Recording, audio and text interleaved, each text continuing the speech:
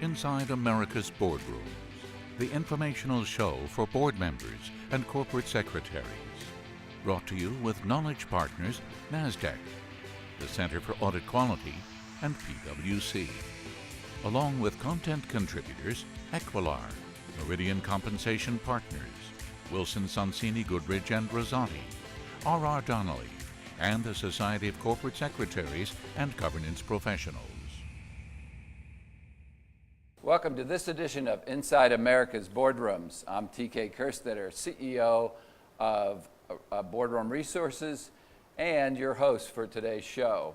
We're sitting here in the lovely NASDAQ market site on Times Square, and joining me today to talk about committees is Bill Roskin, who's the chair of the Compensation and the Nominating Governance Committees for Martha Stewart Living Omnimedia, Inc. So, Bill, welcome. It's a pleasure to have you back. It's always a pleasure to be here. We're going to be talking a little bit about how board committees have evolved, and you get the challenge or the privilege of actually chairing two committees within Martha Stewart. Let's first talk about the NomGov, okay? And so much of the responsibility these days of what goes on at the board has been moved to the board committees. So there is a greater responsibility to make sure that you have skill sets that are able to handle the load in the committees and then report back to the full board. Responsibilities are still the full boards, but a lot of it occurs at the committee. Talk about how you go about sort of analyzing what skill sets are necessary. I know you have a small board at Martha Stewart Living, but you've been involved in other situations. Talk about the need to sort of analyze that and how you go about making sure that you have balance on the committees. Sure. Well, that's the key word. It's necessary to have balance on the committee. You need to have subject matter experts who understand the business that is the heart and the growth of the business that you're on the board of. You need people who understand a broad array of businesses. You also need people who can qualify under stock exchange rules and also through legislation to be the financial expert to head an audit committee.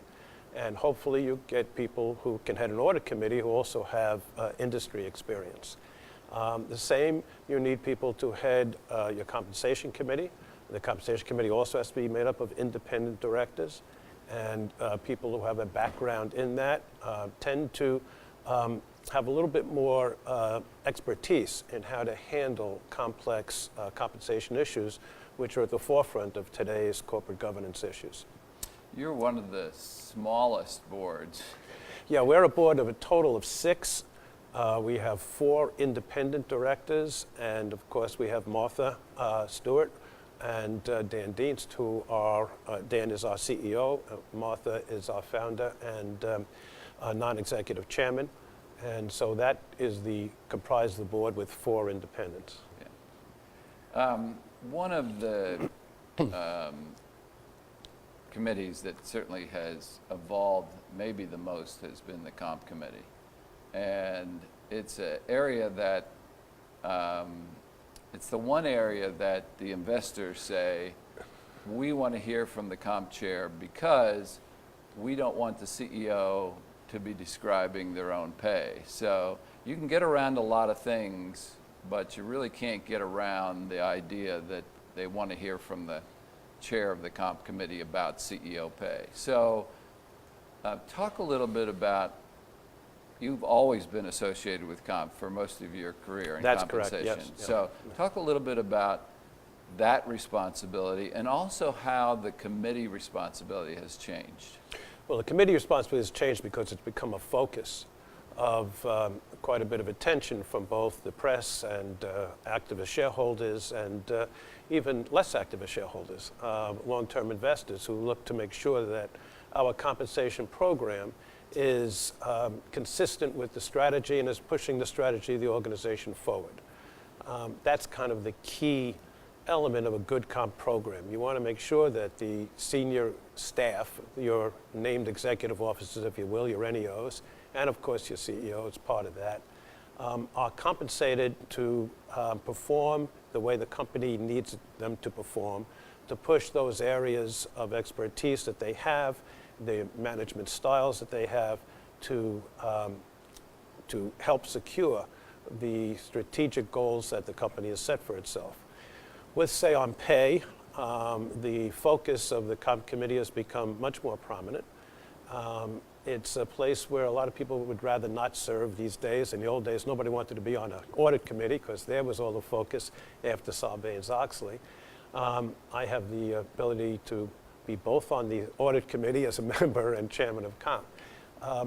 But on comp, we have evolved to be kind of a lightning rod for a lot of issues that come up within an organization. It's not only just the CEO's compensation, which tends to get probably an overburdened amount of attention, but we're involved with the bonus programs overall. We're involved with any stock programs. We try to make sure that our compensation programs are equity-based to the extent that they are able to push the organization to see that growth in our company's stock is an important item. We don't necessarily rely on just total shareholder return as a marker, but we have created a comp program where most of the growth in compensation for our executives is in the growth of the stock. And so we have premium priced options. We have performance restricted stock units as a heavy part of our comp programs. These things are all focused on by outside groups like ISS and Glass Lewis, and by shareholder groups that are active, and by activist hedge funds and other organizations out there. Are you surprised, like I am, that we're sort of having a little bit of a return to a similar bright light on director pay? We had back 10 years ago, 15 years ago, they didn't want directors to have benefits. They wanted them to have equity so they would think like shareholders. Well, now you're seeing sort of a renewed interest in the level of pay to a director. To me, the only thing that surprises me, of all the things that you would focus on, it's such a nit in the grand scheme of things. It almost like we've run out of things to pick on, in compensation. Because say and pay hasn't really erupted. Most companies have done pretty well with that. Oh, yes. It's almost like we're running out of things to go after. Let's pick director compensation. Well, I think that it's not an appropriate place to pick if you take a look at the numbers. Most directors do not receive a substantial amount of compensation from being on a board. People like to be on boards. They like to be engaged. They like to be active. But you're not going to make a living being a director of a board. Yes, there may be a few people who are very, very good as directors and who could be on several boards that pay decently. But you don't make a lot of money being on a board. I don't know that people go on boards just for the compensation. I think they go on for the challenge, for the ability to be active, to make a difference, and to play a role. And compensation of directors is really not a big issue. I don't see that as something that's a lightning rod at all. Yeah, well, we'll see what happens with that and if that trend sort of continues. But certainly one of the things that keeps the compensation committee in focus is sort of the cycles of what happens. In other words, for a long time, in the 90s, we had that string of years where we didn't have to worry. The market was just up, up, up. Well, we're back to what it should be in cycles of the market going up and down. And one of the challenges that presents for a compensation committee is that sometimes management has to do its best performance in a down cycle, okay? Meaning if it's reacting, it can move market share, it can move higher in its peer group in a down cycle, but all of a sudden the compensation committee's in this interesting dilemma where the stock price is down, the earnings are down, but management has done a terrific job. I equate it to almost having your hands tied a little bit, because if you do what's best for the company and for retaining management, you most likely will have shareholders on your case feeling that you didn't act appropriately because of stock price and earnings. So this is a dilemma that a lot of boards are wrestling with and have trouble. Talk a little bit about how one gets through that and does the right thing. Because in the end, all the noise around, you as a comp committee have to do the right thing for the company. That's the bottom line. You've got to take your hits, possibly, but you're on the board to make your own judgments. You're on the board to make the best judgment you can to help the organization grow. And that's your responsibility. You may take a hit for it, but one reason you shouldn't take a hit is if you go out and communicate exactly why you feel that the management did a job worthy of getting the bonuses that they're getting or the growth that they're getting in their compensation, and explain. If you feel you've done the right thing, you should be able to explain that. You should be able to go out and let your key shareholders understand what your program is and why it is what it is, and why it is paying off even in a down cycle. The goals that are being set should be goals that operators of your business understand are key to helping the business ultimately grow. You may have a temporary dip in stock price for a number of reasons. You may make an acquisition that is going to be a low margin acquisition for openers than the margins that you had in your key businesses before the acquisition. But that may be a strategic advantage that will pay off in the years to come.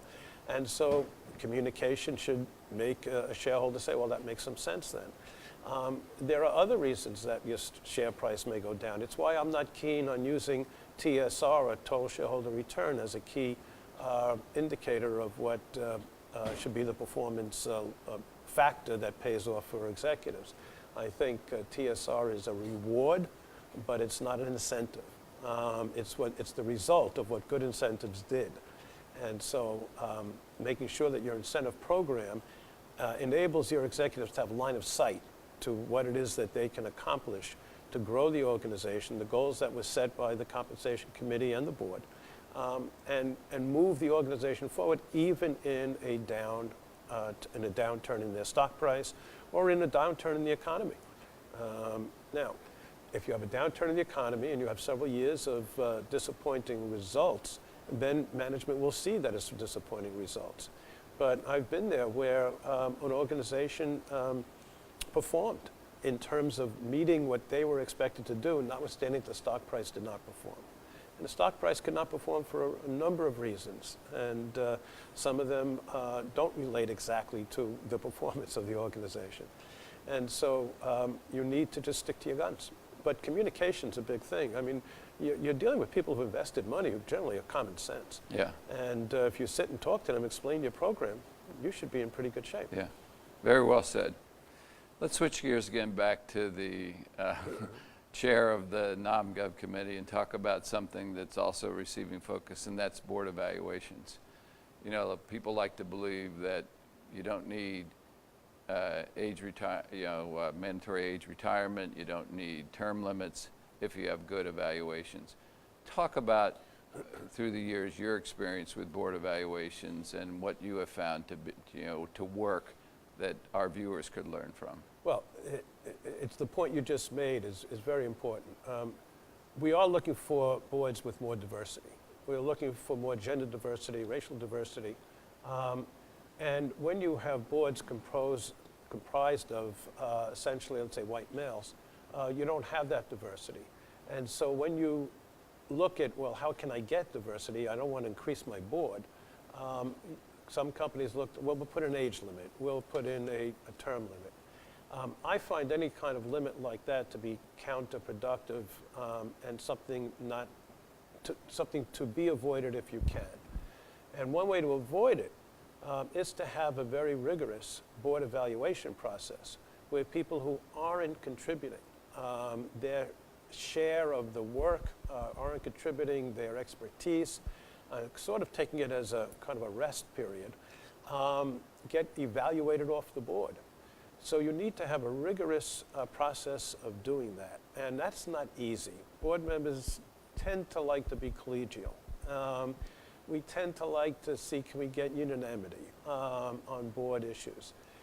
Not to say that you don't have good debates during a discussion, but you like to get to a point of unanimity.